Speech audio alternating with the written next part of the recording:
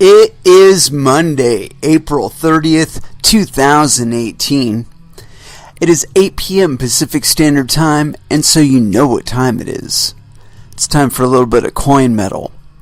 And it was a very productive get your ass kicked at Jiu-Jitsu Monday. Certainly more instructive than most. We were working a lot from the butterfly guard.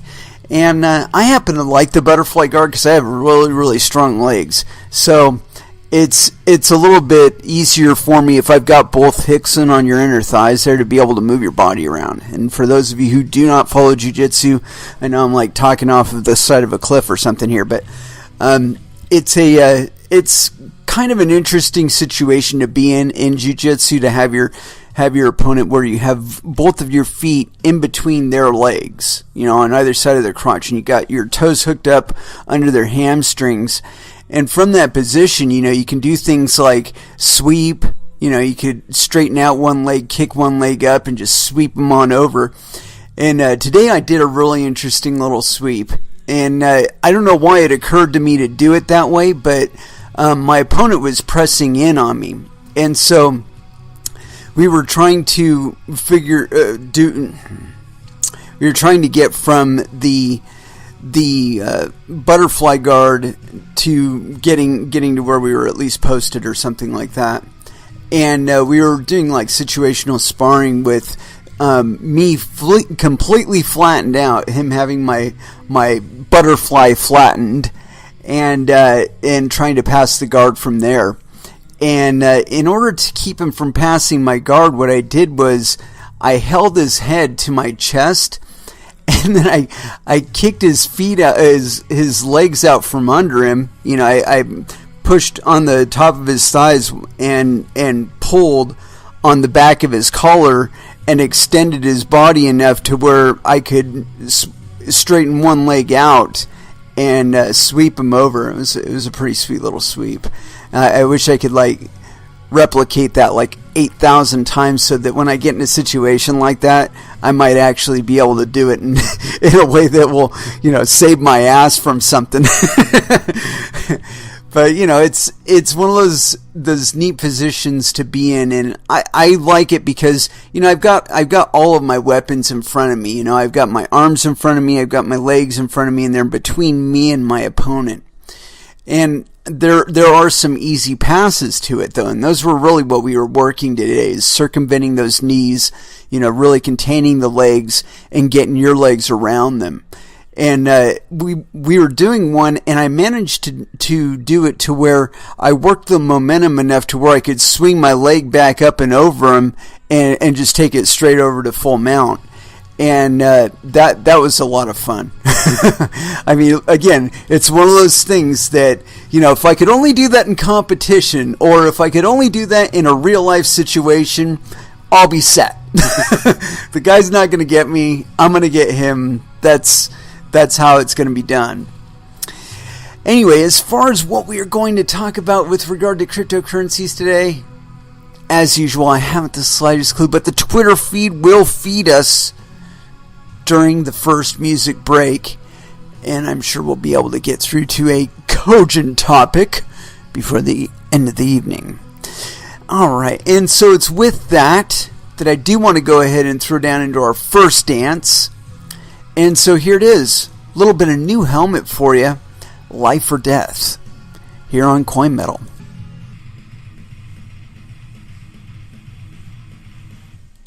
And that was Meshuggah with Bleed. That was off of Obzen. I was fortunate enough to see them live during that tour. I gotta tell you, they were awesome. I hate Portland. Wish I could go somewhere else to watch them. And to you Portlanders, it's not you that I hate, really. Unless you hate cars, then I'm not really a fan of you. But that's neither here nor there. Honestly, they designed that town specifically so that if you do drive a car, you hate Portland. Because you can't park anywhere without getting charged.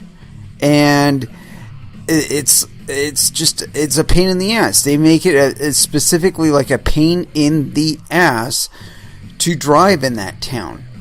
And it's like, I mean, like, gas stations are ashamed to show themselves. I mean, you got to fuel up at the same place that the taxi cabs fuel at, because there's like hardly any gas stations around. It's like they're ashamed that it takes cars to get around shit.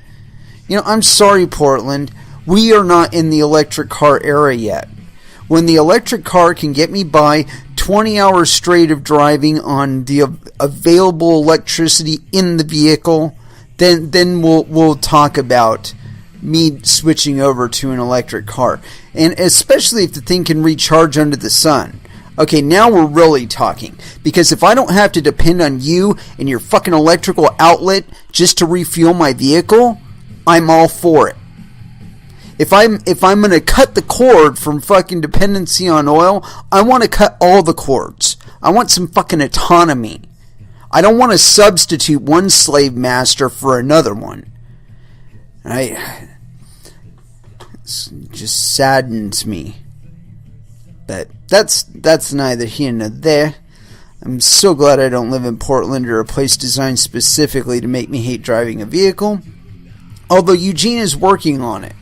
And honestly, if I was like the mayor of Eugene, I'd have every single one of those fucking pay things like ripped out. I'd rip every single one of them out. I'd like revoke the contract for the people that are managing them or something, because the thing is about charging people to park. Okay, it inhibits business. The fact of the matter is this is a relatively rural state. If you want anything physical, you have to drive from where you are to get there. Or you have to ride a bus, or you have to ride a bike, or you have to do something to get from point A to point B. Because everything that you really want is about 10 miles or so away from you. No matter where you are. You could be in the middle of Portland. What you want is still 10 miles away from you. So, with that in mind, I think the idea of trying to get rid of cars in general is kind of silly. Anyway, I do have something else that I want to talk about. And I've got to get rid of this article first, because for some fucking reason, and you'll have to excuse me, I'm a little aggressive now just because I didn't quite get it all out at jiu-jitsu, but I got a lot of it out. It was good. So I'm like partially ramped up, but I'm not like fully satiated. Anyway, got this article on Zero Hedge, and I hate Zero Hedge. I hate your fucking website, dude. I really do. Because it constantly is like reloading. And like, if I don't get rid of it, it's just going to suck up an inordinate amount of RAM doing bullshit in the background. For all I know, it's mining Monero. And I can't have that shit going on. Anyway, so here it is. And this one, I don't know what to think of this. I mean, on its face, I'm already kind of put off by it. But I'm going to read it anyway, because I'm curious. Here it is. Alert. Bitcoin, NSA's monkey rocket, is going to save the old financial system from collapse. No, it's not. Anyway, continuing on. This is by Global Intel Hub. It was authored 4/29/2018. So here we go. As we explain in our book Splitting Pennies, the financial world is not as it seems. Gurus from many non-correlated financial disciplines have been predicting for years that the current financial system is going to collapse. But, just like Planet X that never came, and the false alarm of the Y2K bug, it seems that collapse has been postponed.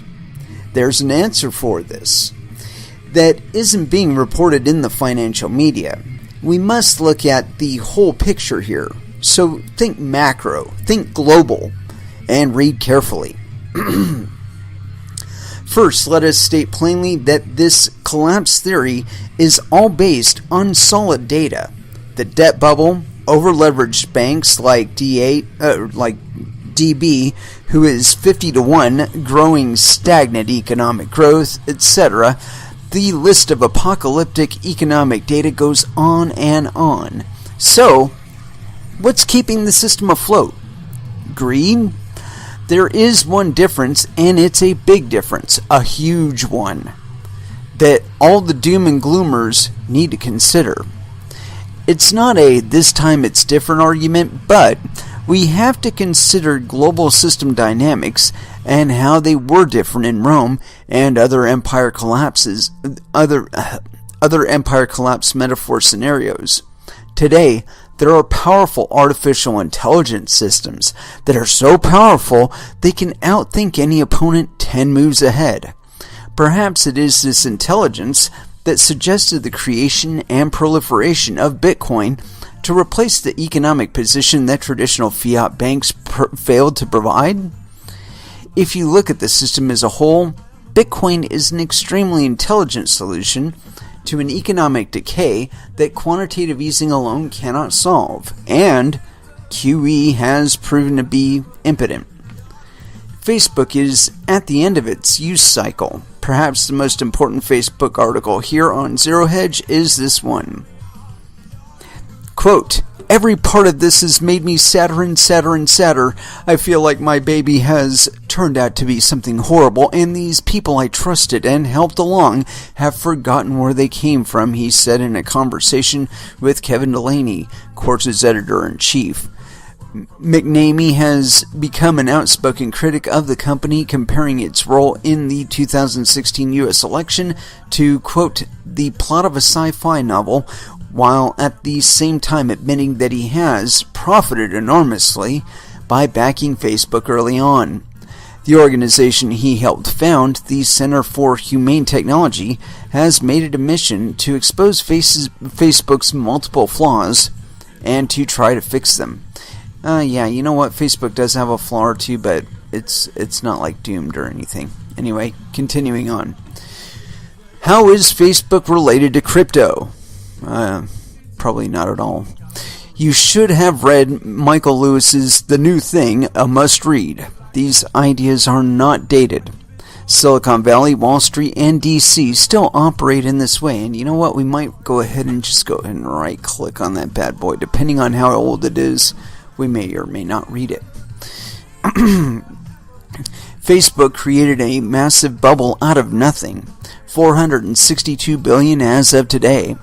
Facebook isn't anything. They don't build anything. They are just programming the minds of the less gifted, and in the process, keeping tabs on what their neighbors feed their dogs.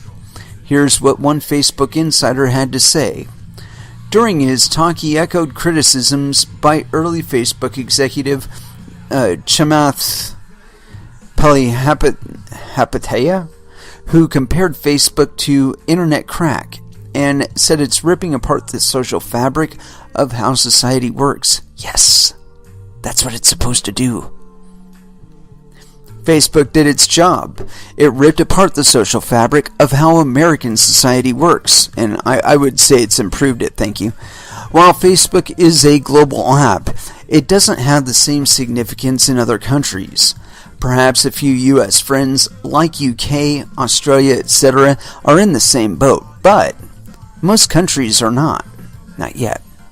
Facebook, from the beginning, an intelligence collection apparatus and the means of social control first and foremost. Incidentally, investors made a bundle on it, and it's a darling of Wall Street until recently. Let's be practical. Without In-Q-Tel behind it, Facebook would never have got off the ground.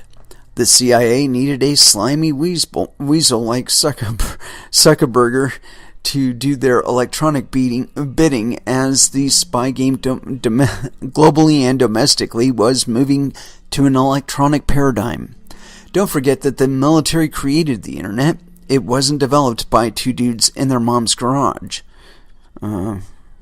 It depends on what you mean by the internet there. The internet has always been, and perhaps always will be, a military communication system used by the public. There's a price to pay for free networks. Yeah, okay. Now, of course, there are groups of private networks who have set up peer-to-peer encrypted communication systems and their own private social networks and chat systems like Telegram, but that represents a small percentage of the overall population, which is irrelevant. Oh, dude, you don't know what the fuck you're talking about at all. Shit, just to give you, I want to do an aside here really quick, just to give you an idea of how off base this guy really is with regard to Telegram. Currently, there are 37,956 members of the Verge Currency channel. You got that? That's a small town, 38,000 people. And that's just in one chan. And this monkey is trying to tell us that these are small communities. Give me a fucking break. And they're global too. I talk to you guys. Shit, there's people that post in Chinese. There's people post in Russian and half a dozen other languages that I do not speak, but only can vaguely recognize. So yeah, this idea that Telegram is teeny tiny and yeah, fuck you. You don't know what you're talking about. Well, let's continue on. Trying to find where it mentioned Telegram. Here we go. But that represents a small percentage of the overall population, which is irrelevant. If we look at Facebook on the surface for what it is, a pump and dump scheme backed by the military, sold by Wall Street to Main Street to control them and suck more of their hard-earned dollars from them, meanwhile keeping tabs on their every move and making a buck for America's owners, Bitcoin is the same thing. Let's call a kettle a kettle. Bitcoin is popular for one reason. Some people made millions on it. And, god damn, this guy is so far off base. And the people who made millions on Bitcoin are mostly average folks, mostly advanced or above average technical people. With a few exceptions like Mike Novogratz, few Wall Street types, few elite aristocrats, if any. Sound familiar?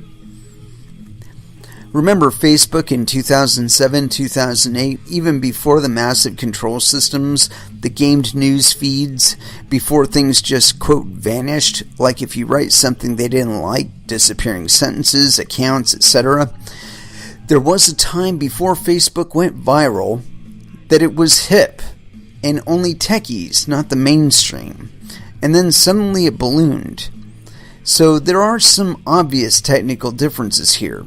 Just like there are differences between Facebook and real estate / subprime pump and dump scam and Bitcoin and the scams before it. Scam is a harsh word, but the fraud is so elaborate and malicious that much more harsh words are called for. Fakebook literally can be credited with destroying the social fabric of America.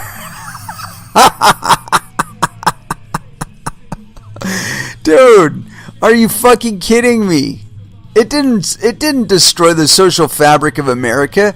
It made Americans aware of what America really is. And not just for Americans, but for other people too. That's not tearing apart the social fabric. That's giving us a chance to take a look at ourselves. That's giving us a big mirror. And not hearing it from our officials or somebody else like that, but hearing it from people that live there. It's a fucking different story when that shit's going on, isn't it? Continuing on. Some would argue that's a good thing, but that's another topic. Bitcoin is a cryptocurrency, but like any investment, it has a lot of features like social media. The interesting link here is social media made Bitcoin popular. For years, the price stagnated, and it didn't get much attention. Once the price started going up, then it went viral. People love making money. It was an alternative investment for the masses. You could buy Bitcoin with as little fiat money as you had. This, and the fact that it was digital and global, gave it the mass appeal, finally shooting the price up to stratospheric levels. So hold on to your horses in case you don't know this, and start screaming and spook them. And you start screaming and spook them. As we explain in our book, Splitting Bits, we believe, based on available public evidence, that the creator of Bitcoin was the NSA, either as a subunit or an individual working for the NSA. We have no smoking gun evidence of this radical and outlandish suggestion, but no one else does as far as any alternative creator. Our scenario is simply the most plausible. No, it isn't. What is the most plausible is some cryptographers got together and said, hey, let's make this thing. And they did. And they said, hey, we made this thing. And somebody wrote an article. And they wrote the article and they put it out there. And then some people read the article and they said, hey, this thing sounds pretty cool. This could be really neat. And they downloaded the software. And they started it up on their computers, on their piece of shit laptops, on their piece of shit desktops. And that's how Bitcoin got started, bub. Continuing on. Let's see here. But no one else does as far as any alternative creator. Our scenario is simply the most plausible. It is not necessarily the facts. It is not at all the facts, but we won't go there either. There is not 100% fact showing the real face of the creator of Bitcoin, and the NSA will not confirm or deny its involvement, but it will provide a statement into a FOIA request that it will not confirm or nor deny if such information would be or would not be classified, of course. But what's interesting is that the NSA is reportedly monitoring Bitcoin transactions under a program called Money Rocket. Not Monkey Rocket, Money Rocket. For instance, one memo from the NSA, the report cited suggested the agency has collected private information such as Bitcoin user passwords, internet activity, and device identifiers. Yeah, good for them. According to the report, the NSA has been monitoring the internet activities of Bitcoin users since 2013 through a program with codename such as Oakstar. And yet the new leak suggested that with... Oh, this one's spelled Monkey Rocket. Which one is it, dude? Money Rocket or Monkey Rocket? There's two different things there. Another sub-program under Oakstar. The NSA may be moving closer to pinpoint users who initiate a cryptocurrency transaction. The SSG-11 analysis have found value in the Monkey Rocket access to help track down senders and receivers of Bitcoin. What if they're doing it from a mobile device and they're on the move? Okay, so you caught the IP address of the last thing that they connected to, but like if they moved to another tower's area, now they're gone. They're not actually in the area. I mean, according to this, though, there's some information that they dig out of it. Let's see. Monkey Rocket metrics for March 2013, and it looks like it was going up in number, blah, blah, blah. Let's see. Met with SSG-11 and S2F on the MR access. The following topics were discussed. Number 1, check to see if the DTG/port IP address can be assessed to validate if it hits against the Bitcoin targets. Number 2, checking to see if the partner does any user validation. Number 3, the relationship between Bitcoin targets and the Monkey Rocket data.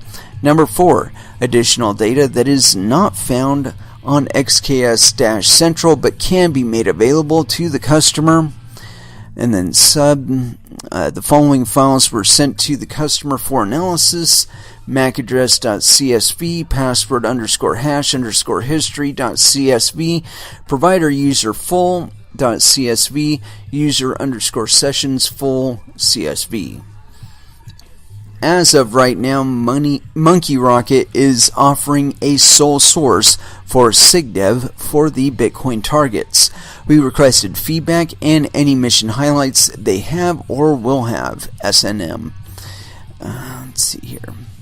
If these memos are real, and there is no reason to believe they are not, they are likely an indicator of what's really going on.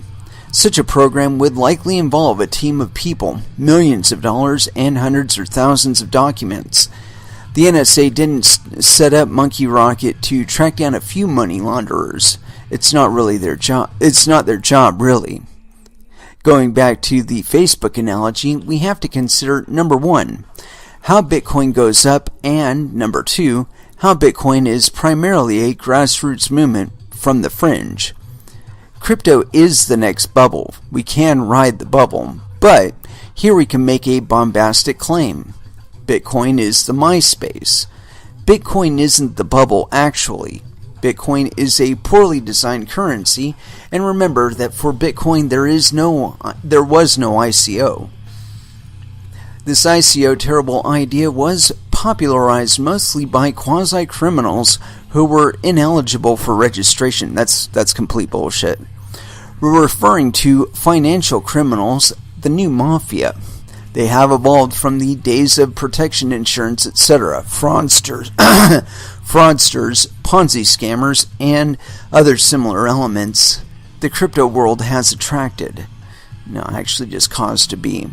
Bitcoin is the social media of finance, but instead of sharing photos of old friends and breakfast choices, Bitcoin enabled a higher element of socialization, i.e., hey, I just made 10,000% return on my money. You might want to check this out. It's like the dot-com bubble on steroids, and it was global. Bitcoin isn't a US product per se. In order to spend Bitcoin, it was necessary for early adopters to engage in viral marketing to make Bitcoin viable. The concept of fully electronic money is not new, but in 1989, David Chaum's DigiCash failed for a number of reasons, but the most likely was the fact that the internet didn't have the penetration in 1990 as it did in 2010. Social media and the internet was a conduit for Bitcoin, and Bitcoin quickly gave birth to Ethereum, and now there are more than 2,000 cryptocurrencies being built and developed on an exponential pace. Ironically, though, there's only one regulated futures contract at the CME, Bitcoin Futures, and only one regulated ICO, the T0 ICO. It is registered, not regulated, but the point here is that T0 has followed SEC guidelines, and they are a regulated company. They aren't based in BFE with a bunch of John Does as their advisors. Our point here is that Bitcoin did what it set out to do. Start a race of development which is fueled by the mania created by the 1 million% BTC/USD chart. Something like 1,000,000% return never happened, and likely never will happen again. That's not true either. The group that created Bitcoin, whoever they are, know very well that the large banks control the system, and there's no hope of creating a parallel system without the blessing of Wall Street and DC, and this is most notably proven with Chile's Project Cybersyn. And you know what? That's not true either. You know what makes this shit work? You! That's right, not Wall Street, not DC, you! You're the devs. You're the market. You're the miners. You make all this shit work, not some fucking god on high. Give me a fucking break.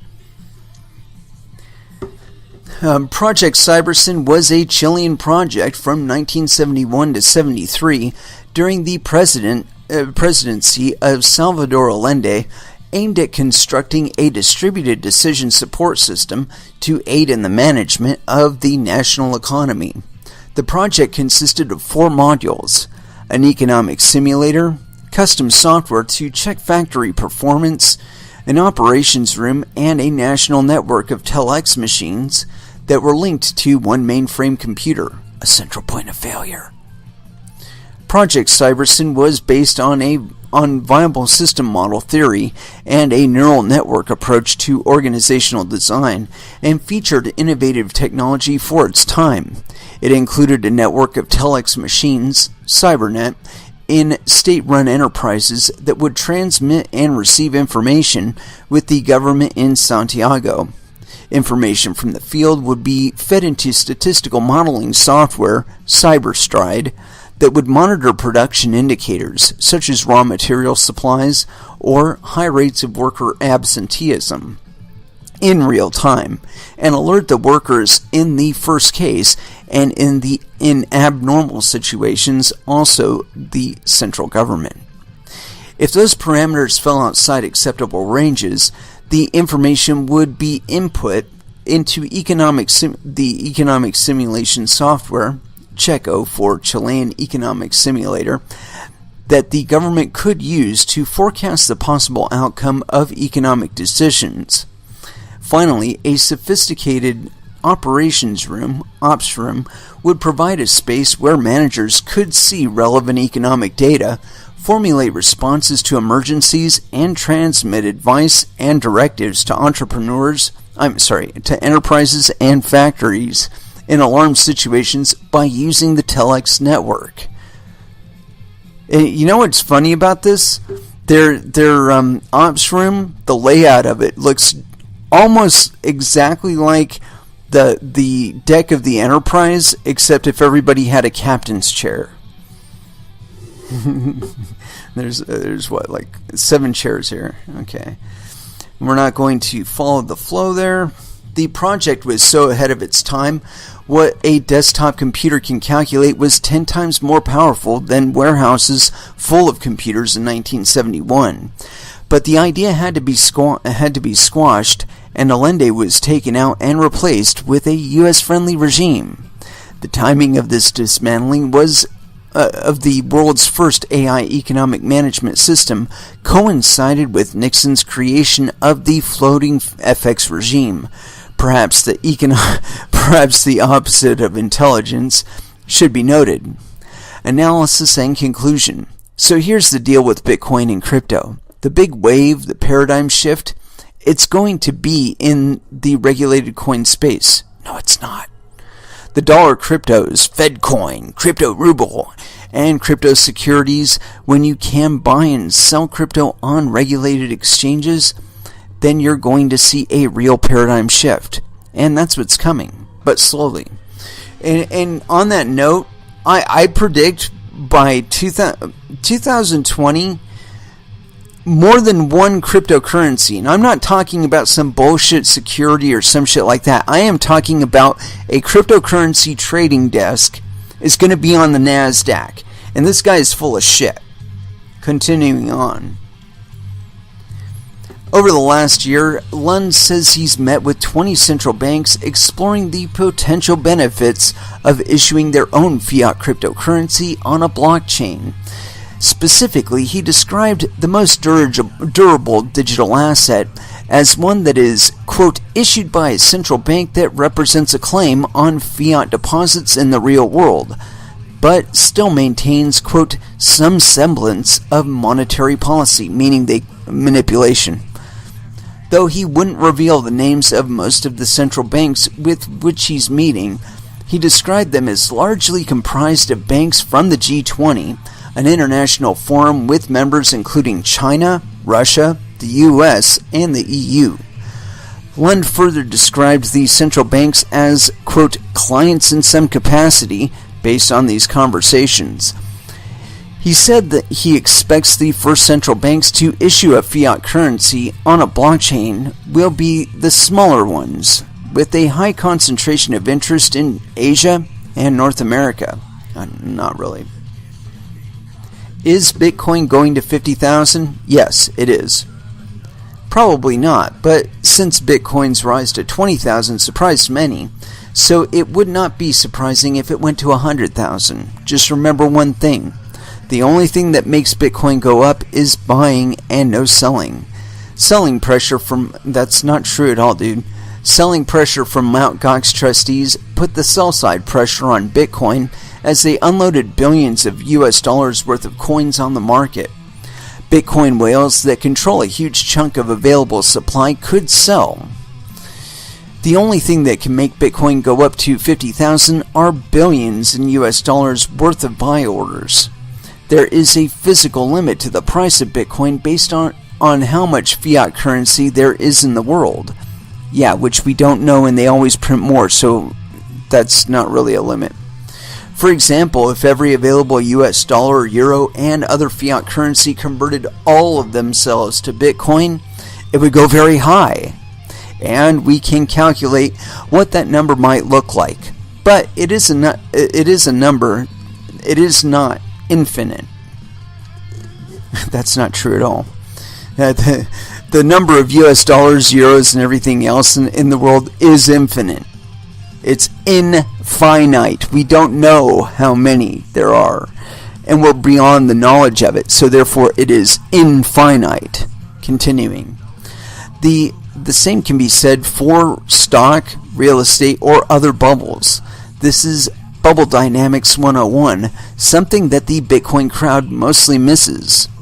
Here's the demotivational speech. So we are claiming that Bitcoin is the MySpace and the Facebook let's see here. That Bitcoin is the MySpace and the Facebook of Bitcoin is still be developed. Okay, so the Facebook of Bitcoin is still to be developed. Just like the pre-IPO space, investors are looking at the best case 20x to 100x returns if they catch it. Of course, that will not be easy to know which of the 10,000 new coins is going to be the next Facebook, but likely it will be one backed by Goldman Sachs. Are you going to transact in Goldman Sachs coin? Not if there's something better. If there's something better, I'm going to avoid it. Continuing on. It will be made in Silicon Valley or in Berlin, and it will be regulated. Regulated crypto is the future. 10 years from now, probably all assets will be crypto assets, only because the security and efficiency features. The global FX markets, for example, something crypto stands to revolutionize, are really outdated and didn't really change their model since FX was created by Richard Nixon in 1971. Even until 2007, banks engaged a majority of their volume on voice orders. Yeah. The global financial system has been ripe for an upgrade, and what Bitcoin did, it said this to the world. It sent a message which was well received by Main Street investors, Wall Street financial engineers, and politicians alike. Now they are pedal to the metal coding and designing around the clock. The first coin in the class we are referring to here is Basis, backed by Wall Street and Silicon Valley and cooked up in a frat room at Princeton, perhaps the most elite of the finance schools, depending on who you're debating. Let's see. Basis recently got $133 million in a registered capital raise. We aren't sure whether the ICO label is appropriate, as it was a private offering, done as offerings should be done. Investors apparently love what Basis is cooking up. The upstart is announcing today that it has raised a somewhat stunning $133 in funding from Bain Capital Ventures, GV longtime hedge fund manager Stan Druckenmiller, one-time Federal Reserve Governor Kevin Warsh, Lightspeed Venture Partners, Foundation Capital, Andreessen Horowitz, Wing VC, NFX Ventures, Valor Capital, Zen Fund, C1, Sky Capital, Digital Currency Group, and others. Oh God, here it is. The coin idea here is a stable coin, which isn't a unique idea. It is more of a sub-movement in the crypto community. While Bitcoin got the world's attention, it is a poor spending currency, certainly not a store of value, and the blockchain technology behind Bitcoin is basic, although stable, does not represent the best of what blockchain can do, as many other coin startups have pointed out. How this will save the financial system? It is a transition to a new global financial regime. Cryptocurrency itself is not such an amazing development. That's not true at all. In Scandinavian countries, they have been using digital electronic money for years. What the difference really between Bitcoin or in your wallet or $100,000 at a U.S. bank or at the bank, the banking system has become bloated, inefficient, and in great need of reform. New markets will open up which are crypto-denominated. Trading strategies will evolve that were not before possible. The establishment will not be destroyed by design. Bitcoin requires vast amounts of electricity to be mined. So unless the next ICO is going to raise $10 billion to build clean thorium nuclear reactors, Bitcoin is not so different from the petrodollar, as it must pay its utilities in USD for mining, if it's done in America, that is. Of course, that's just one model as shown by Bitcoin, but there are others, countless others. Bitcoin started a chain of events, pun intended, that will lead to the next paradigm of currency. And that's the end of this article. Thank God. There's so many misreads in this article that I don't know where to start, really. For one, Bitcoin was started by the everyman, with the exception that they did have a great deal more sophistication in programming and understanding of cryptography and economics and game theory than the average person. And that's about as far as I'll go with additional attribution, but it's only because they had already dedicated their time and effort to investing in themselves the necessary information to create what they did. I mean, it wasn't something that, they got doused with some toxic chemical and it gave them superpowers or something like that, and they whipped up Bitcoin in a weekend or some shit like that. No.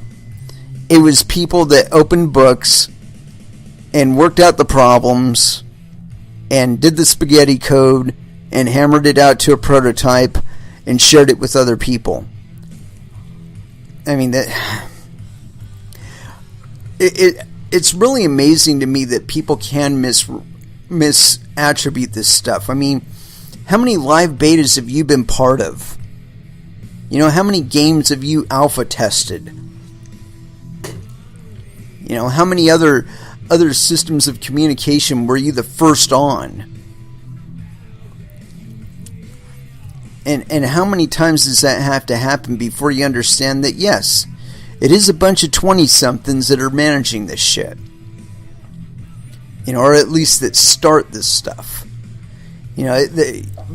Checking this article here, gives us a perfect example of in the 70s, some supposedly less advanced than the United States was working on a system of monitoring and tracking inefficiencies in their economy, in their national economy, in real time. In the 70s, in the early 70s, no less. It took us until the late 70s to put solar panels on top of the White House. So, it gives you an idea of how far ahead or how far behind we really are.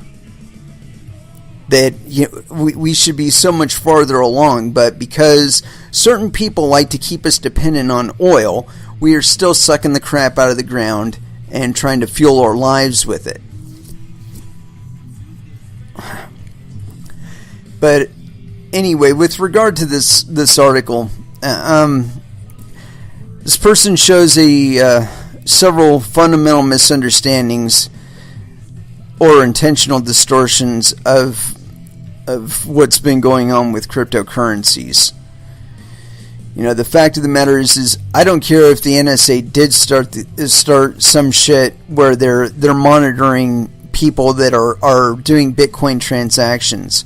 What is the NSA charged with? What's their mandate? National Security Administration or Surveillance Administration, or it was Security Administration, I think. So they're all about national security. And that would be threats to the nation and stuff.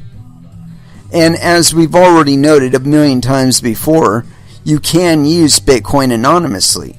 So, it might be part of their mandate to be trying to track additional forms of commerce that they don't have a means of monitoring in the traditional way.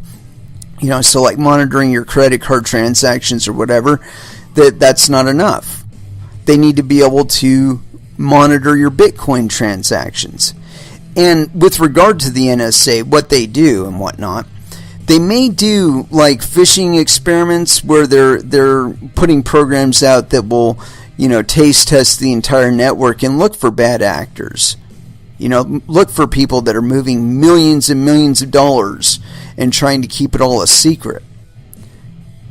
That's what they're looking for. So, just looking at the information that this monkey rocket or money rocket or whatever the fuck it is was supposed to be tracking, it states to me that they're looking for specific individuals. They are looking for quote unquote bad actors. Again, people that are moving millions and millions or even hundreds of thousands of dollars or even just thousands of dollars for other people. And they want to know what devices they're using so that they can monitor them. So they're tracking the MAC address of the device. They want to be able to stop the person's transacting, so they're looking for their password hash history. And as far as provider user full, they want to be able to look at all of your profile data that the device has. User sessions full. They want to be monitoring what you're doing on your device. Because again, they're looking for bad actors. They're looking for terrorists. They're looking for people that are pushing social movements that aren't necessarily in the interests of the United States. Or maybe are against the interests of the United States. It's not, this guy talks about using, reason or, what's reasonable to expect or what's reasonable to define from this information. I'm sorry, Occam's razor. We're talking about the NSA. Look at the information that they're tracking. So, knowing what the beast is and knowing what the information is that they're looking for, you can kind of discern that, again, they're looking for bad actors. They're looking for spies and shit. They want Russian spies that are using Bitcoin to be paid from the Kremlin and shit like that.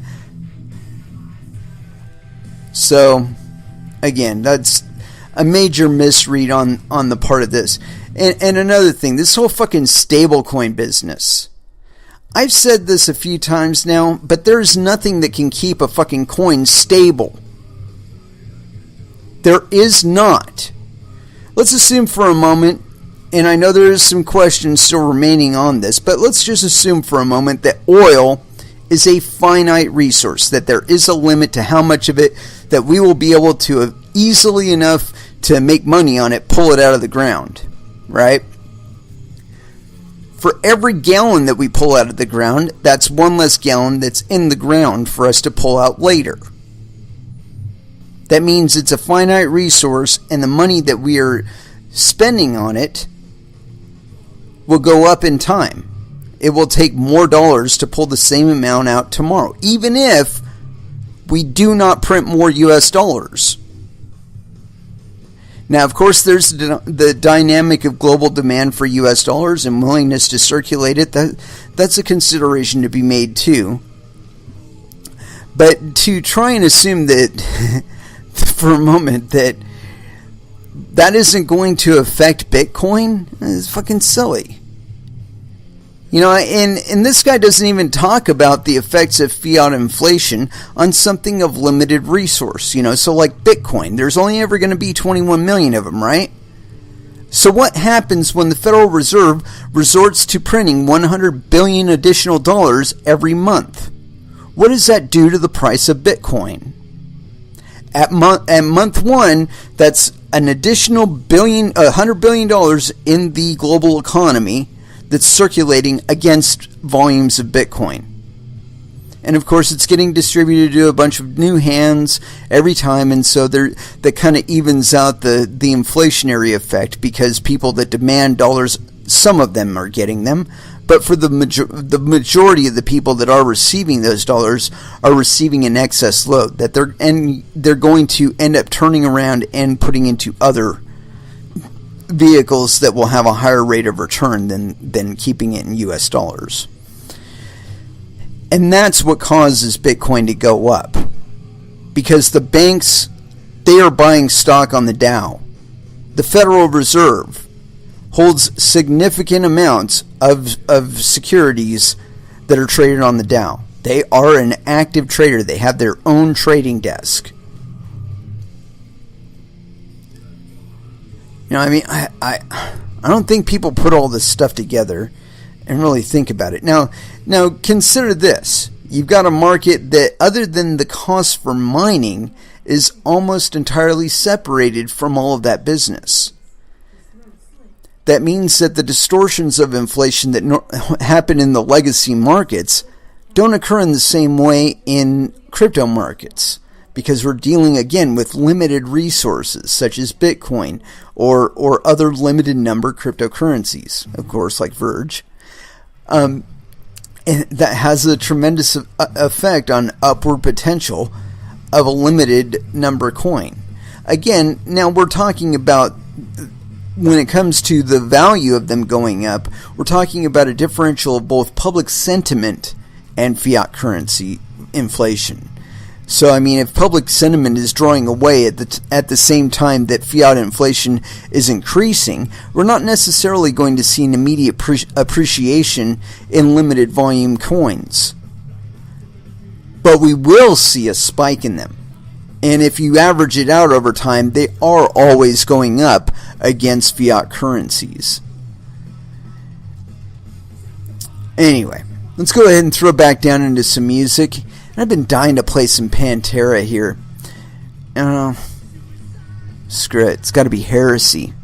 Pantera here on Coin Metal.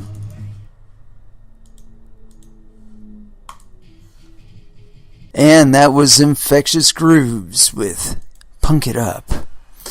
And I'm kind of betwixt here. You know, I got started down a road there where we were talking about what one party thought of cryptocurrencies, the global intel group, supposedly.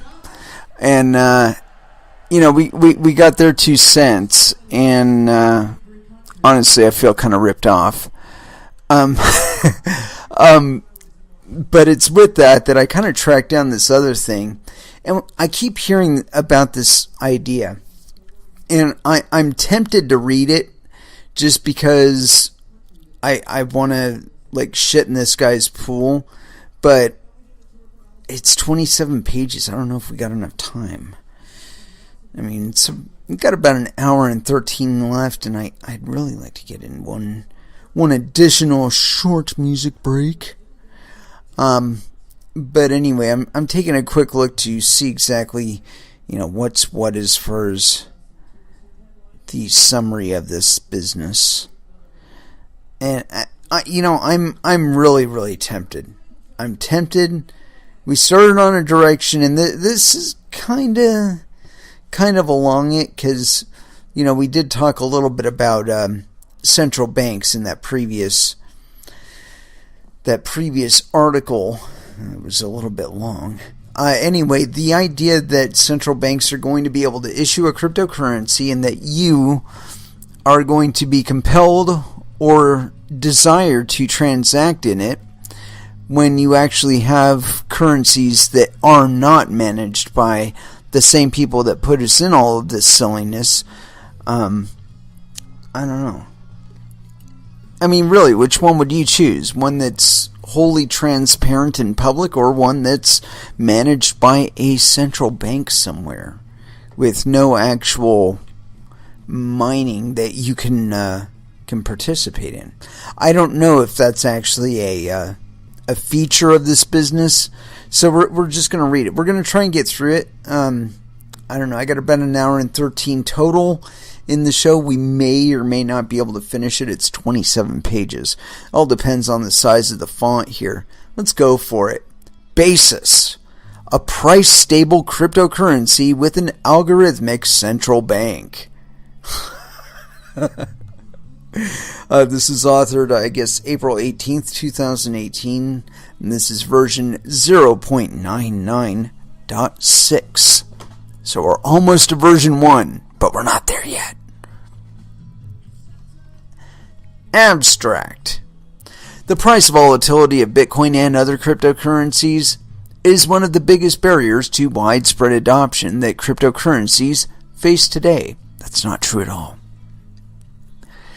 Unlike fiat currencies, today's cryptocurrencies do not have a central bank that implements monetary policy to keep purchasing power stable, meaning that changes in demand can induce fluctuations in price.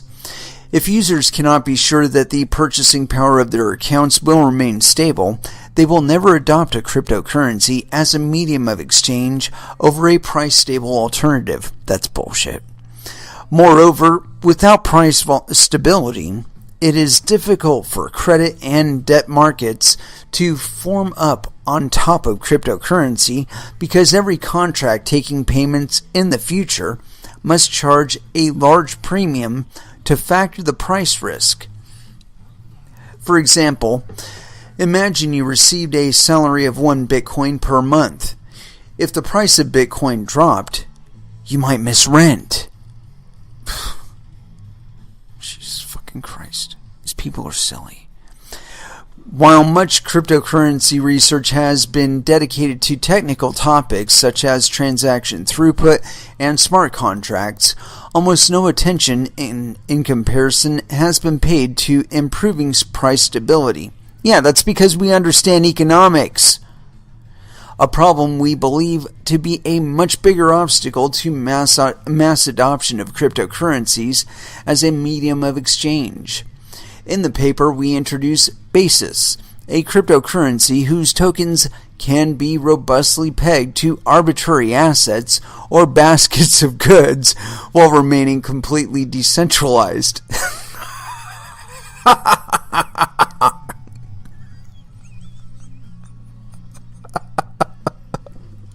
Sorry about that. For example, to start off, one basis can be pegged to always trade for $1.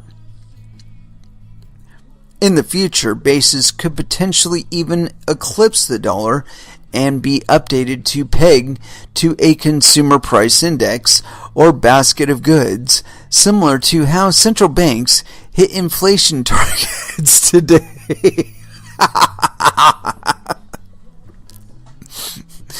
The Basis protocol accomplishes this by algorithmically adjusting the supply of Basis tokens in response to changes in, for example, the Basis-USD exchange rate.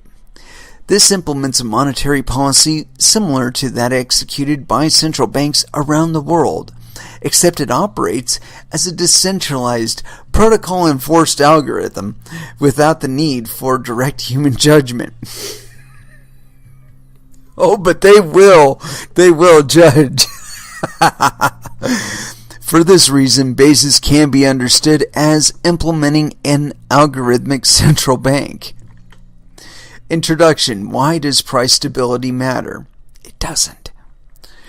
Today, very few people use cryptocurrencies for normal day-to-day transactions, but why? Some would say it's because cryptocurrencies are slow and expensive to use, and they're full of shit. While that's true of Bitcoin and many older cryptocurrencies, it's certainly not true of some of the newer protocols. For example, Dash claims it can confirm transactions in under a second and handle thousands of transactions per second at fees of less than 15 cents per transaction, with fees expected to decrease further over time. Others would say it's because cryptocurrencies aren't reliable or trusted, but that's also not true, as there are many protocols with firm backing from respected investors and strong development teams. Furthermore, Bitcoin itself has shown that the blockchain model is extremely robust from a fault tolerance perspective. Yeah, as long as you're doing your transactions on chain, fucker. Some would say cryptocurrencies aren't widely used because there is an inherent chicken and egg problem. Because everyone uses local currencies, merchants don't have an incentive to accept anything else. But we actually think the opposite is true. As long as some customers want to pay in cryptocurrency, it costs merchants almost no overhead to accept it, and it costs them sales if they don't. That's true. In fact, because cryptocurrencies are immune to fraudulent chargebacks, and transaction fees can be much lower than fees from credit and even debit cards, merchants should actually prefer cryptocurrency payments. And this is absolutely true. I gotta give them credit there. We can find two clues to the real problem by examining the perspectives of the merchant and the customer in turn. First, consider the merchants that do accept cryptocurrency payments today. Microsoft, QuickBooks, and Spotify, for example, allow customers to pay in Bitcoin using a service called BitPay. However, none of those merchants keep their money in Bitcoin. Instead, they immediately convert any Bitcoin they receive into US dollars. Why? Well, these merchants are not in the business of speculating on Bitcoin. They don't want exposure to Bitcoin market risk any more than they want to hold their money in barrels of oil. What if Bitcoin dropped 90% in one day? If you ask people who love cryptocurrencies, they might mention many of the attributes they love. For example, the convenience, the control, and the semi-anonymity. But we bet they still can't stomach the idea of keeping their life savings or quarterly revenue invested in such a volatile asset. And right here, I'd like to diverge from this article for just a moment and say, like, 95% of all of my quote-unquote liquid assets are cryptocurrencies. I don't exchange them for US dollars unless I absolutely need to. Why? Because the US dollar is losing its purchasing power versus Bitcoin. And this is an over-the-time thing. You know, these people want to look in like day and week and month intervals, and none of this bullshit holds true over time. I mean, if we can conceive of $6,000 and $7,000 being the new low for Bitcoin, give me a fucking break. It wasn't the new low last year. It certainly wasn't the new low the year before last. It was nowhere even near the fucking all-time high year before last. So don't give me this bullshit that we're worried about depreciation of value. I'm much more concerned with the depreciation of the value of the US dollar than I am with the appreciation of the value of Bitcoin and other cryptocurrencies against it. Call me crazy. This bullshit, what if it dropped in one day? Yeah, wait 2 weeks. It'll reclaim at least 70% of that fucking loss. Continuing on. In order for cryptocurrencies to become more than just a playground for speculation, there is a severe need for them to be a stable store of value. Yeah, you know how you do that? You quit exchanging them for US dollars or quit requiring the exchange of them for US dollars. Continuing on. Second, imagine trying to make a purchase using Bitcoin. Yeah, I do it all the time. Because merchants want to collect a fixed amount of US dollars for their services, you're faced with a constantly adjusting Bitcoin price for your potential purchase. This is a terrible user experience. Actually, not really. Even worse, imagine receiving a job offer that pays 1 Bitcoin per month. That'd be fucking awesome. If the price of Bitcoin happened to drop 1 month, you can't pay your bills. Dude, if you can't pay your bills on $9,000 a month, there's something wrong. Or even $8,000 a month, or $3,000 a month. Alternatively, if you borrowed money via a loan that demands a monthly payment of 1 Bitcoin, a price swing in the other direction could leave you in default. We'll discuss this more later, but the fundamental problem is that today's price volatile cryptocurrencies subject to any contract promising or taking future payments to extreme price risk. Yeah, they could go up. For this, we can see that in order for cryptocurrencies to become a viable medium of exchange or unit of account, there is again a severe need for price stability. A currency has 3 fundamental functions: a store of value, a medium of exchange, and a unit of account. We believe that price stability is a gatekeeper to the mainstream adoption of a currency for any of these purposes. Actually, it isn't. In this white paper, we introduce Basis, the first cryptocurrency to implement robust, decentralized, and protocol-enforced price stability. Specifically, we discuss the following topics: use cases for price-stable cryptocurrency, a number of valuable use cases in which a price-stable cryptocurrency would be preferred over the best alternative today. How Basis implements price stability. A specification of a fully centralized price-stable cryptocurrency protocol and why it is robust. A post-USD world, how a world economy denominated in Basis looks. Other attempts at stablecoins, why other attempts at developing a stablecoin are insufficiently robust. Use cases for a price-stable cryptocurrency. Developing markets. People living in developed economies take for granted their access to stable currencies. If you're in the US with unfettered access to dollars, or in the EU with access to euros, you may wonder why the world needs a price-stable cryptocurrency. However, in nations with weak institutions and unstable currencies, hyperinflation is extremely common.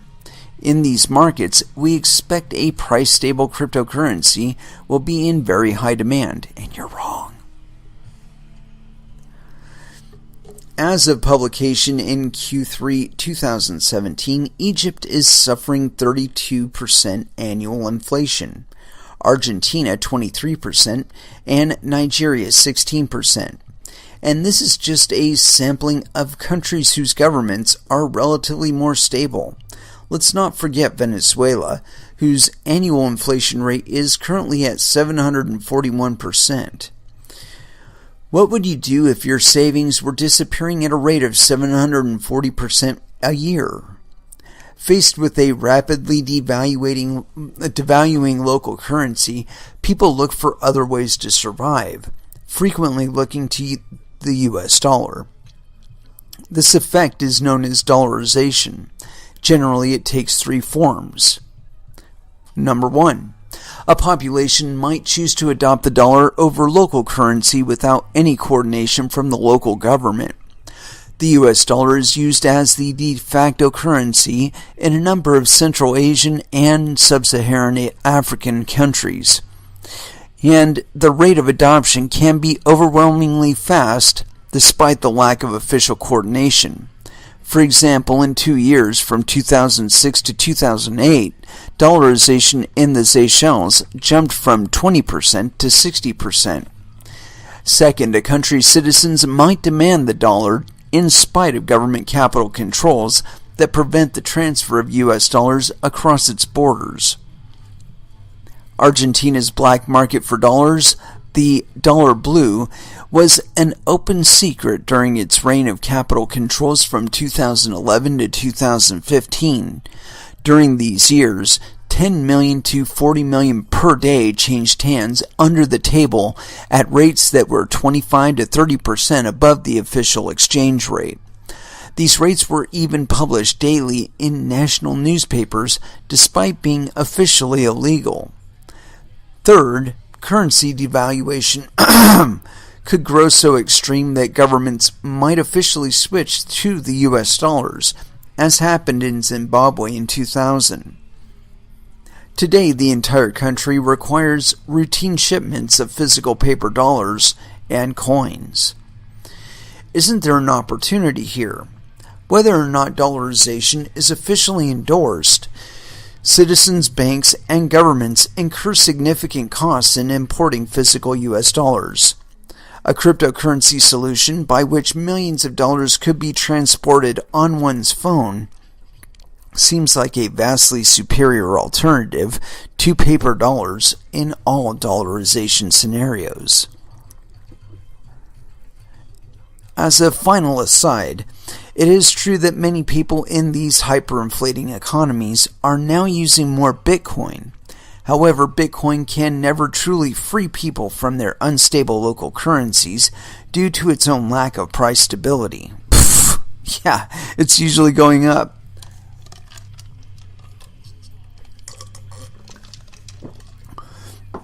For example, if Bitcoin is going through a cycle of devaluation from a usage perspective, there is no distinguishable difference between it and a devaluating local currency. People will clearly want to move to a price-stable alternative once this happens a few times, should one exist. A stablecoin would thus be a killer app for developing economies experiencing rapid currency devaluation. In the extreme cases, instead of switching to importing paper dollars and coins, the next country to switch away from its local currency, like Zimbabwe did, could instead switch to a price-stable cryptocurrency. Yeah, whatever. Along these lines, in a 2017 speech, the managing director of the International Monetary Fund, Christine Lagarde, proposed, think of countries with weak institutions and unstable national currencies. Instead of adopting the currency of another country, such as the US dollar, some of these economies might see a growing use of virtual currencies. Call it dollarization 2.0. The IMF experience shows that there is a tipping point beyond which coordination around a new currency is exponential. In the Seychelles, for example, dollarization jumped from 20% in 2006 to 60% in 2008. I wonder what it is now. It's probably lower. And yet, why might citizens hold virtual currencies rather than physical dollars, euros, or sterling? Because it may one day be easier and safer than obtaining paper bills, especially in remote regions, and because virtual currencies could actually become more stable. For instance, they could be issued one for one, $4, or a stable basket of currencies. Issuance could be fully transparent, governed by a credible, predefined rule, an algorithm that can be monitored, or even a smart rule that might reflect changing macroeconomic circumstances. In many ways, virtual currencies might just give existing currencies and monetary policy a run for their money. Yes, they are. A low volatility crypto asset for traders. Today, many traders on cryptocurrency exchanges convert their cryptocurrency into US dollars when there's turbulence in crypto markets. But this is problematic for a few reasons. First, many exchanges are crypto only, meaning that they don't allow conversions into fiat. On such exchanges, traders are in desperate need of a price-stable cryptocurrency that they can use to wait out dips in the broader crypto market. To fill this need, a centralized solution known as US dollar tether has arisen, but for reasons discussed later, a centralized solution like tether will likely never work in the long term, and sentiment towards tether has been extremely negative as a result. To that end, tether's $2.2 billion market cap proves the need, but it is also incapable of serving it in the long term. That's not true. Additionally, even though some traders have access to exchanges that allow them to convert to fiat, many prefer to avoid such conversions because they constitute a taxable event in their country. This isn't applicable to the US, where crypto-to-crypto transactions are deemed taxable. That's bullshit. But it applies, for example, to a number of countries in the EU where taxes are only incurred when crypto is converted into fiat. And that's the only event that I really consider to be taxable. Unless it is an actual service that is being exchanged on the basis of US dollars, service or product, then I consider that to be a taxable event. Continuing on. Only a price-stable cryptocurrency can fulfill the needs of cryptocurrency traders because cryptocurrency traders are naturally already enthusiastic about new protocols. This is also where we expect the initial demand for basis to come from, i.e. the early adopters. Credit and debt markets. Because of their volatility, today's cryptocurrencies are unsuitable for even the most basic financial contracts that our economy relies on. Can you imagine taking a job that pays 1 Bitcoin a month, but still paying your monthly bills in US dollars? What would happen to you and your family if the price of Bitcoin crashed? What about buying a house with a 30-year mortgage denominated in Bitcoin, but living in a world in which you're probably still paid in dollars? These hypotheticals are unfathomable because credit and debt markets, and in fact markets for any financial contract over time, depend on price stability. As a lender, when you structure a mortgage contract, the biggest risk that you take on is typically the risk of default. But if that mortgage were denominated in a volatile asset like Bitcoin, you're also exposed to extreme price risk. For example, a 30-year home loan denominated in Bitcoin is suddenly worth very little if the price of Bitcoin dropped 90% any day in the next 30 years. It'll most likely rise significantly before it drops that much. Because it's got to rise for people to take profit, right? Continuing on. To sign the deal, you must either be willing to speculate on the price of Bitcoin in every loan you make, or must find a speculator who is. Either way, you end up charging the borrower a premium for you, or a speculator's willingness to hedge price risk. This adds substantial friction to the simplest of financial contracts.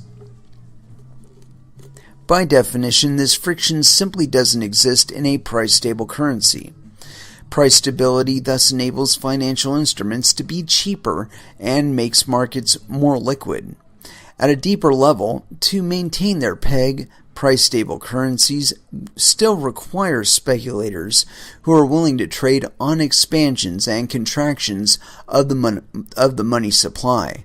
However, instead of operating on individual contracts, speculators operate on the currency itself, creating a pre-hedged, price-stable fungible asset that can be used to structure any deal as a derivative. This is like going from a world in which every home must have its own power generator to a world in which a power plant leverages economies of scale and generates electricity for whole cities.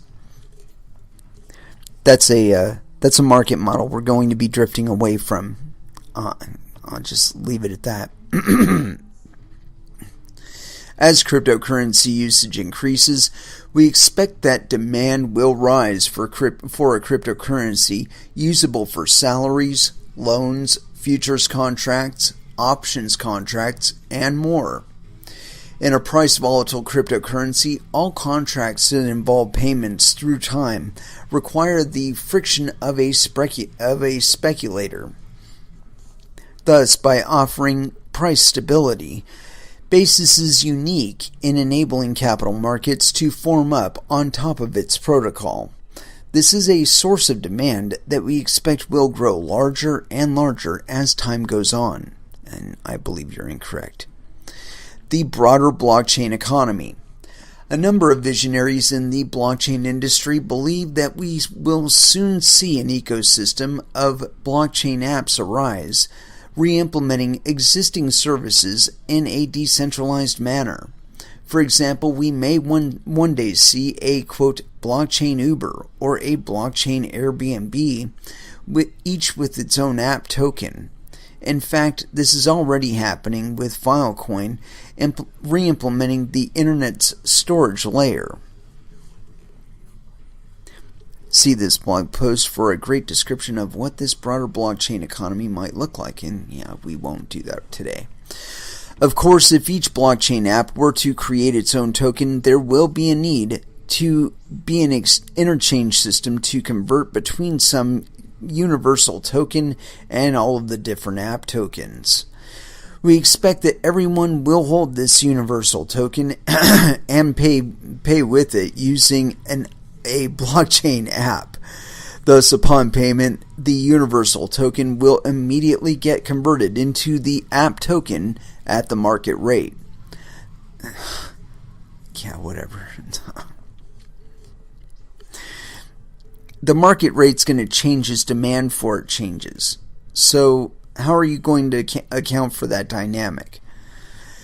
This would be similar to having your bank account in US dollars and using your debit card in a foreign country like Spain, in which case your bank converts your US dollars into euros at the market rate every time you make a purchase without you having to think about it. But do they charge you the same rate every single time? That's the question. If this ecosystem of blockchain apps arose, necessitating the need for a universal token, it would be very strange if that universal token were not price stable.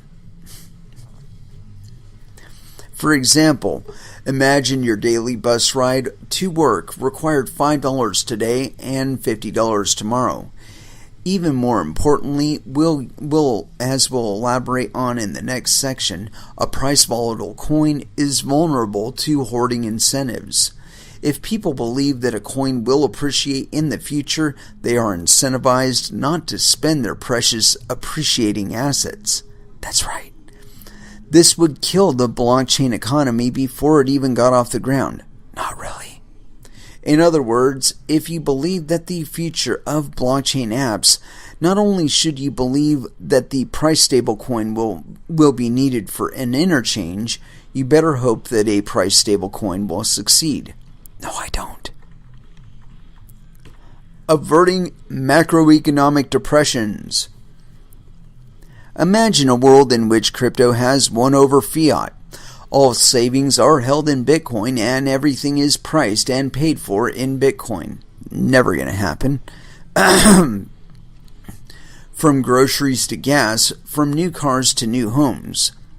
What would happen if a Bitcoin lending service made a bunch of subprime loans that went bad, causing a repeat of the 2008 Great Recession?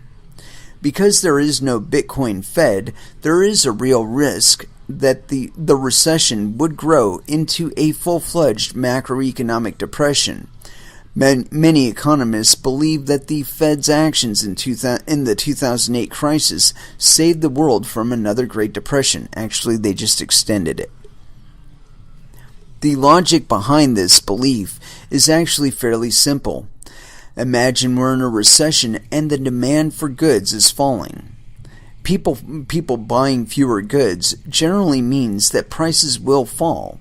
But In the face of falling prices, why make that home renovation for 10 Bitcoin now when it might only cost $5 or 5 Bitcoin in a year?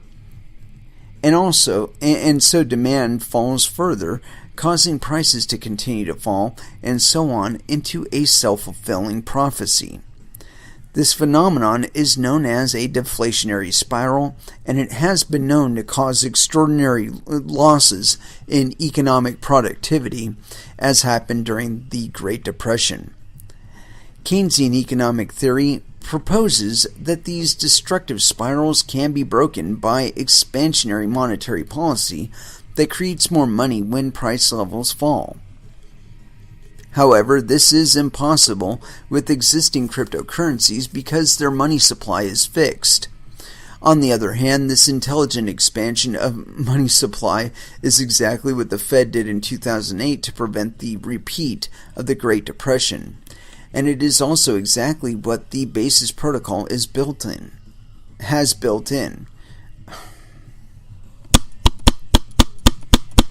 Yes, that's me banging my head against the fucking microphone. The current crisis that's going on right now is due to the Fed's manipulation of the amount of money in circulation.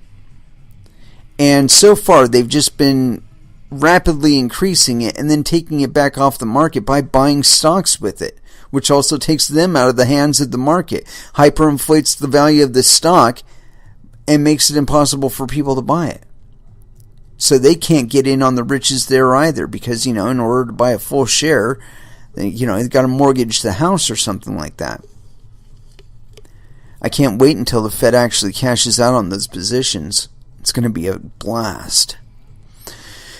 Cryptocurrency technology is rapidly advancing to the point where it will better serve citizens of hyperinflating economies than their local currencies, where it will serve as a more convenient stable asset for cryptocurrency traders than cash, and where it will enable cryptocurrency capital markets and full blockchain economy to form. This has already happened, dude. In this future world, governments will do well to support cryptocurrencies that are stable in the face of macroeconomic upheaval. In fact, citizens may even demand it. In fact, governments won't have any choice because the citizens are just going to fucking do it, like they did in Venezuela and like they do everywhere else. How Basis implements price stability. Oh, I can't wait. This is going to be fun, I'm sure.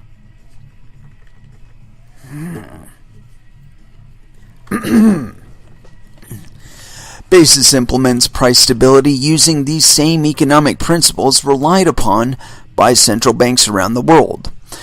The most important of these is the quantity theory of money. In this section, we discuss the following topics. Number 1, how the quantity theory of money ties long-run price levels to the supply and demand for money. Number 2, how the Basis Protocol estimates changes in demand by monitoring the exchange rate between Basis and its pegged assets. Number 3, how the Basis Protocol expands and contracts Basis token supply based on the exchange rate. 4, how these protocol-enforced actions incentivize speculators to make markets on Basis exchange rate, maintaining Basis's peg even in the short run. This is going to be fun. The quantity theory of money. History has shown that as markets rise and fall, people's choices in an economy are vulnerable to frenzies and panics. During an economic boom, people have more money, so they want to buy more goods, causing the prices of goods to rise, which fuels demands for higher wages, which means people have even more money. That's if they're satisfied, jackass. This is an inflationary spiral, and it happened to Germany in the 1920s, Brazil in the 1980s, and Argentina in the 1990s. Similarly, in an economic bust, people are afraid to buy goods, causing the prices to drop, driving people to put off purchases further until prices fall even more, and so on. This is known as a deflationary spiral, and it almost occurred during the global recession of 2008. Both of these situations, a responsible central bank can step in to cut off these destructive feedback loops. But how do central banks manage this task? Imagine that prices in an economy are at some level. Say, the average cost of a predefined basket of goods is $100. The quantity theory of money says that if you doubled the amount of money that everyone had in their bank accounts, then in the long run, the same basket of goods would cost $200. Why? While the nominal amount of money everyone has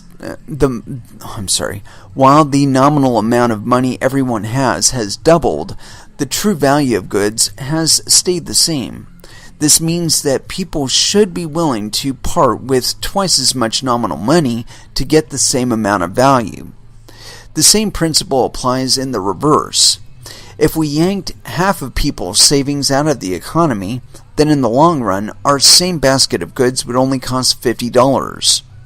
Extending this concept, we consider the case of a central bank trying to calm inflation. High prices that are constantly rising mean that people are too willing to spend money. To restore prices, we should restrict people to have less money. Let's put aside how for now. Similarly, because you don't want to hear how. Similarly, the opposite applies with deflation, which makes people unwilling to spend money. To restore prices, we could give people more money. This simple but important idea is exactly what central banks do to stabilize prices. Yeah, they also rob from people's savings by doing that.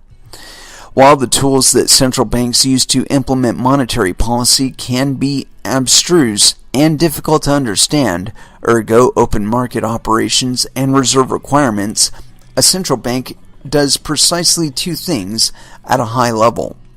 Number one, expand the money supply. If a central bank sees that prices are going down, it can expand the money supply to bring them back up.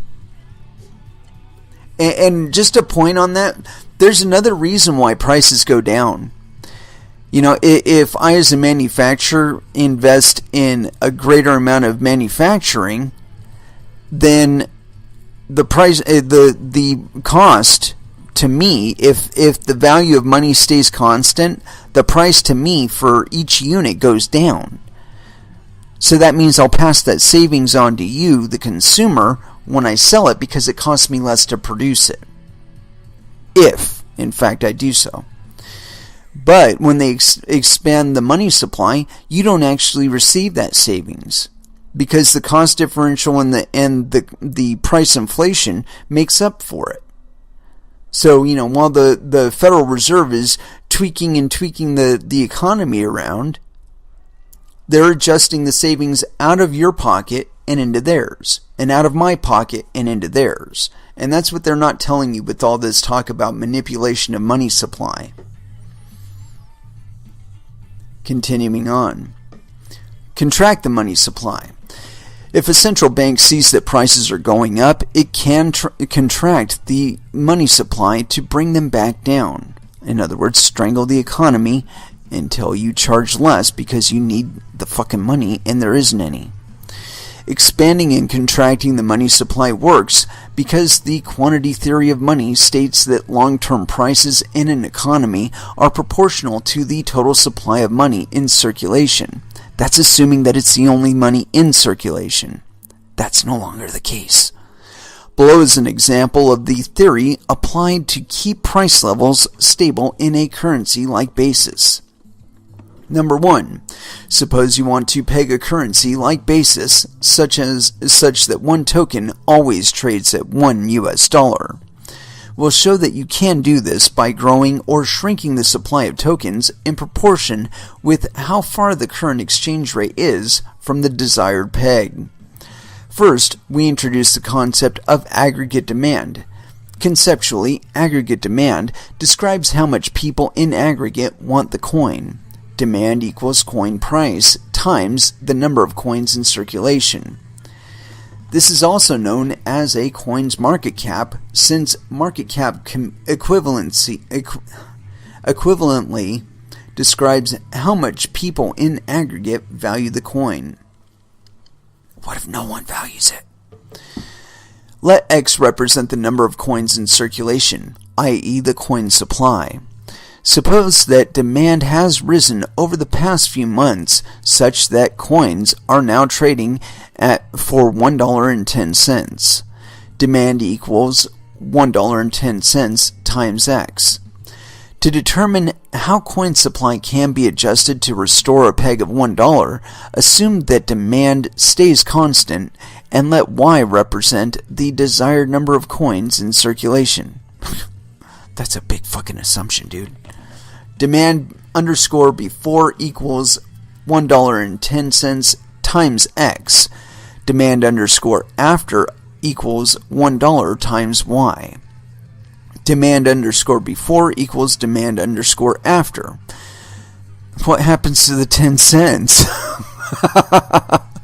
Solving for Y implies that in order to get your coin to trade at $1, you need to increase the supply of your coin by a factor of 1 to 1, or 1.1 to Y times X times 1.1. As a rough estimate, the quantity theory of money finds that if basis is trading at some price P that is too high or too low, the protocol can restore long-term prices to $1 by multiplying existing supply P. There are some technical details that we'll get to later on about how fast the protocol must respond, how fast prices will respond, and so on. And I want to make a point here that I think these people are kind of like not getting, is that demand is not going to stay constant everywhere all of the time.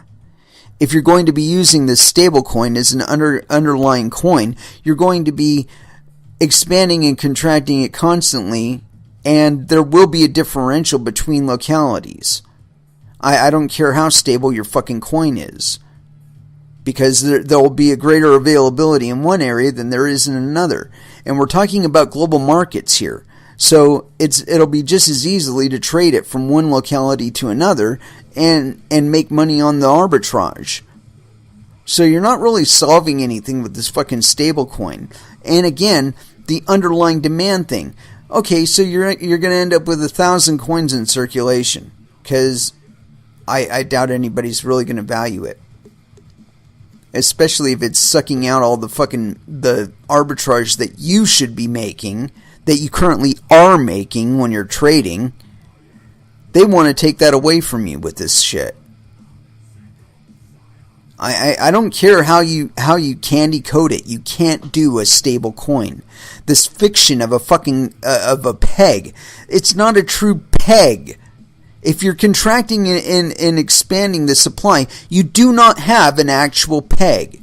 You have an arbitrary peg. And again, you're relying on the fact that the Federal Reserve is actually either A, in direct concert with you and is being 100% honest, and B, that you have some sort of mechanism that you can determine exactly how many US dollars are being created, how fast they're being created and circulated and brought into circulation, and so on and so forth. You have no means of doing this. And so this idea that you're going to peg to the US dollar is fucking ridiculous. I don't care what kind of fucking stability you're talking about here. I mean, are you just going to peg to the US dollar, or also are you going to also peg to the euro? And how are you going to account for the differential between those two on your stable coin? Give me a fucking break. There's no demand for euros in the US unless we're using it as a speculative instrument. So how is a stable coin going to provide me an equivalent valuation here to what it should be versus in France what it should be in relative value? How's it going to compensate for that? These are things that are going to be changing in real time. So how is your basis coin going to be stable in real time across all of these markets? I mean, unless you're just lying to everybody and saying, oh yeah, it's stable, man. I don't see it, man. I don't see how it's going to work. The Basis Protocol. We have found that Basis will maintain its peg in the long run if token supply is adjusted to match token price. How does Basic Protocol measure token price? How will it adjust supply? We tackle these questions here by providing a full specification of how Basis Protocol at the Basis Protocol at a high level. The protocol can be understood as having all the technical properties of a traditional cryptocurrency like Bitcoin, but with these additional features. Number one, the protocol defines a peg. First, the protocol defines a pegged asset. This might be the US dollar, another fiat currency, an index like the CPI, or a basket of goods like the petro. Let's use the US dollar as an example in the rest of this section. Then the protocol defines a target price for Basis in the pegged asset, say $1 for one Basis token. The blockchain monitors exchange rates to measure price. The blockchain sources a feed of the Basis USD exchange rate via an oracle system. This can be done in a decentralized way, as we'll detail later. The blockchain expands and contracts the supply of Basis tokens in response to deviations in the exchange rate from the peg. Number one, if Basis is trading for more than $1, the blockchain creates and distributes new Basis. These Basis are given by protocol-determined priority to holders of bond tokens and base shares, two separate classes of tokens that we'll detail later. If Basis is trading for less than $1, the blockchain creates and sells bond tokens in an open auction to take coins out of circulation. Bond tokens cost less than one Basis, and they have the potential to be redeemed for exactly one Basis when Basis is created to expand supply. This incentivizes speculators to participate in bond sales and thereby destroy Basis in exchange for the potential that bond tokens will pay out in the future. The Basis protocol might be better understood by comparing it with the Fed. Like the Fed, the Basis blockchain monitors price levels and adjusts the money supply by executing open market operations, which in our case consists of creating Basis or bond tokens. Like for the Fed, these operations are predicted by the quantity theory of money to produce long-run price levels at the desired peg. We now fill in the details of the protocol below. Measuring the exchange rate. First, we explain how the Basis blockchain obtains the Basis US dollar exchange rate. Since this information is external to the blockchain, the Basis protocol must implement what is known as an oracle system, i.e. a system that uploads outside information to a blockchain. This can be implemented in several ways. Trusted feed. The simplest approach is to have a single feed that uploads the real-world exchange rate to the blockchain, say from Coinbase, Kraken, or another exchange. This is obviously a point of centralization, but it bears mentioning nonetheless. Delegated decentralized feed. A semi-decentralized approach is to select a small group of feed uploaders by vote from holders of Basis. Given this set of feed uploaders, the system can choose the median exchange rate from them at fixed intervals. If any bad actor is consistently identified as trying to corrupt the feed, they can be voted out of the system by coin holders who have an incentive to preserve the system's long-term value. This captures most of the benefits of decentralization, assuming, of course, that they're not all colluding together against the market. As we've recently seen in the LIBOR scandal. So yeah, there you have it. Decentralized shelling point scheme. A fully decentralized approach is to use a shelling point scheme to determine the exchange rate. A shelling point scheme operates something like this. Number one, anyone on the network can vote on what they think the average exchange rate was in the last 5 minutes. Number two, every 5 minutes, the votes are aggregated and weighted by the number of coins possessed by each voter. In other words, the more coins you have, the more weight your vote gets. So, of course, the Federal Reserve is always going to win that one. 3. The weighted median is taken as the true exchange rate. Additionally, the weighted 25th and 75th percentiles of the price estimates are computed. Number 4. People who guess between the 25th and 75th percentiles are rewarded with a preset amount of newly created basis. This reward encourages people to vote and furthermore to vote with the consensus. Optimally, people who guessed outside of the 25th or 75th percentiles can be penalized by having some of their stakes slashed. Oh, great. So, you got that 50% rate of arbitrage, I'm sure, over 2 intervals, you can make 100%. Woohoo!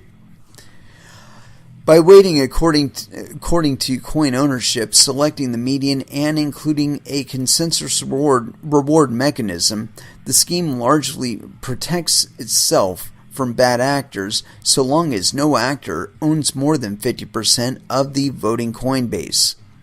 It will be necessary to design the scheme's reward and penalty rules so that enough people are incentivized to vote. Should these incentives be designed correctly, the result provides the same level of security as that offered by Bitcoin. Yeah, whatever.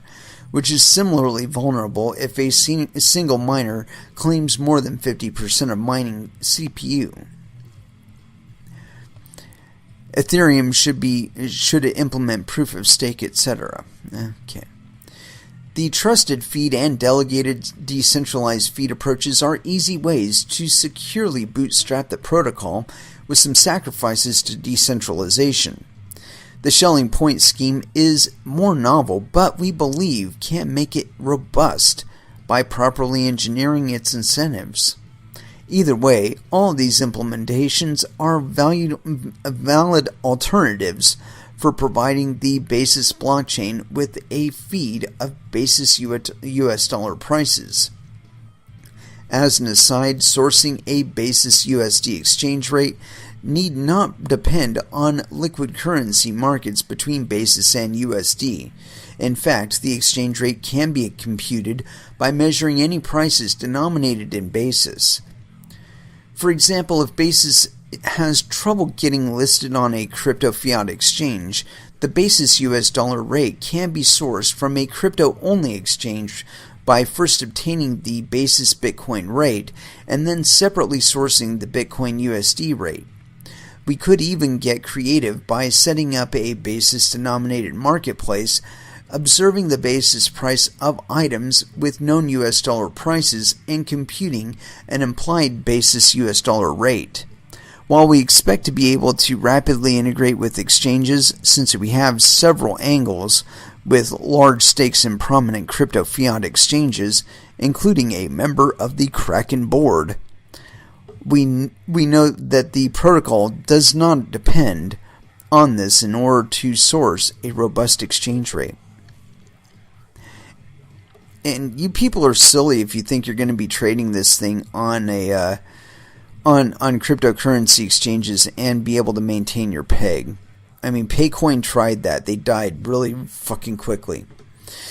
And anyway, I'm going to go ahead and stop it on page 12 here.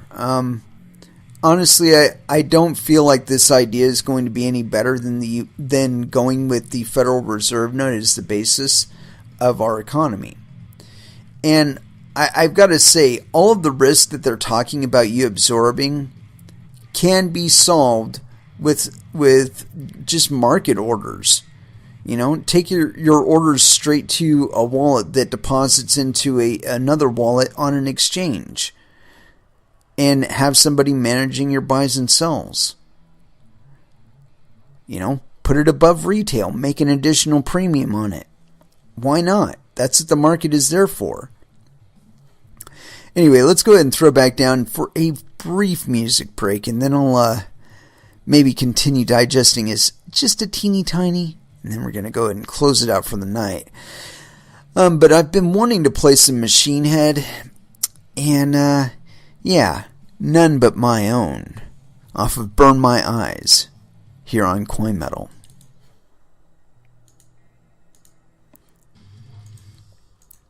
And that was Machine Head with None But My Own. And, yeah, a little bit more on the whole stablecoin front. You know, if it costs you more to make something than it did yesterday, how are you going to recover the cost? I mean, are they going to be adjusting the supply rate according to your production? I mean, I don't know. I think that the whole idea of stable coins, again, is just to rob you of the volatility. And I saw this about Ripple to begin with, and I still hold that perspective with regard to Ripple. But I think that, you know, my biggest fear in crypto for a while was what I was calling the GR Boo-Foo, the Great Ripple Buttfuck. But I've since taken the perspective that it will most likely be a Fed-based coin that is in fact the thing that will cause people to question crypto markets enough to freak the fuck out and cause massive bank runs on certain currencies and whatever. But I think that proof of work coins over that term will win out. You know, so things like Bitcoin, as long as Bitcoin's maintaining most of its transactions on the blockchain itself instead of this off-chain bullshit that Core was trying to drive us towards.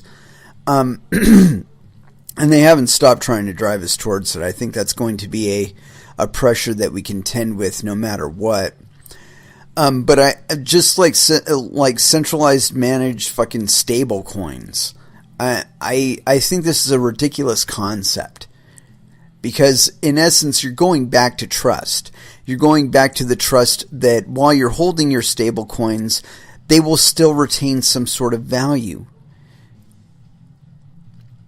You know, I mean, like the same things that happen to Venezuelans, the same things that happen to everybody else in an economy where there is a significant devaluation of it, and it costs way more of them over time to buy stuff.